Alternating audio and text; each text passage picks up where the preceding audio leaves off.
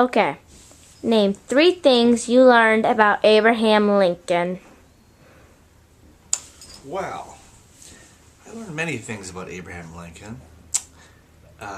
Thing number 1 is that he was born in a little log cabin in Kentucky. I always thought he was born in Illinois, but it turns out he was born in Kentucky and moved to Illinois. First Indiana, then Illinois. So that's one thing I learned about Lincoln. 2, I learned that he was self-educated, meaning he didn't have the luxury of going to school. He learned how to read and write all by himself, by reading books, figuring things out, and getting better and better until he was able to read and write on his own. And 3, I didn't know that he suffered from depression. He had a hard life, many misfortunes. He lost a few of his children at a young age, and he suffered from being very depressed at times. I didn't know that either. So those are the 3 things I would mention. Okay. When and where did Abraham Lincoln grow up? Well, he grew up, he was born, like I said, in Kentucky, and at a young age he moved from Kentucky to Indiana. And then from Indiana, he lived there a few years, he moved to Illinois. Still as a young, still as a child. And then in Illinois he moved, he left his parents' house, got his own house, and lived in Springfield, in the capital, and got involved in politics.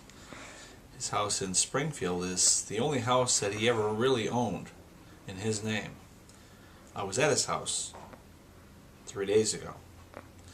And from there, he went to the White House. And that's where he died, living in the White House on his 2nd term in 1865. Okay. How was his home conditions? Well, his house in Kentucky, and when he was growing up, those conditions were rather, they were pretty simple life. Small log home with a fireplace, 1 bed, which everybody kind of slept in. Not a big home. I'll get to that later.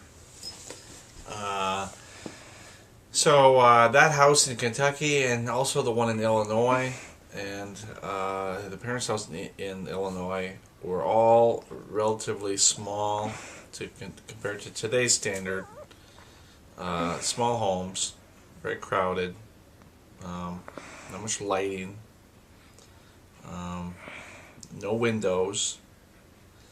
But then the house he bought in Springfield when he was a congressman, that was a decent-sized house.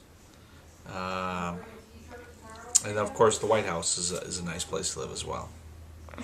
Okay, thank you for that. Why does Abraham Lincoln have a lazy eye? Abraham Lincoln has a lazy eye because when he was a young boy, he got too close to a horse or angered a horse, and the horse bucked and kicked him in the head. And he was injured. Lincoln was injured, and after that he had a lazy eye, and so everybody assumes that it was from the horse kick, although there was no medical attention at the time, so we can't be sure. And his lazy eye wasn't really bad, but if you look at a picture of him, you'll notice that one eye is slightly higher than the other. Okay, that's very interesting. How tall was Lincoln when he died? Lincoln, when he was a full-grown man, reached a height of about 6'4". which was tall in his generation. In 1860, that was very, very tall. He wasn't a heavy man. He was about 180 pounds and 6'4", so that's very slender and tall. They say he was 6 feet tall when he was 16 years old. So he was tall and slender his whole life compared to others around him. Okay. I see you have a presidential museum quest on your shirt. Yeah, last Sunday we went to the Lincoln Museum and studied Lincoln in Springfield, Illinois. And this very, very, very interesting place to go. Lots and lots of Lincoln stuff there. Just an all-around great experience. I also have this medal, Lincoln medal, on my pocket.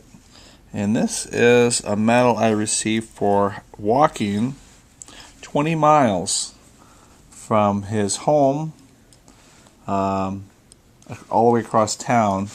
And it's supposed to be symbolic of hikes that Lincoln made to borrow library books. He loved to read so much that he would typically walk great distances to borrow books. And so we did that last weekend and earned this Lincoln hiking medallion. There it is there. Thank you so much. I hope I helped. Bye. Bye-bye.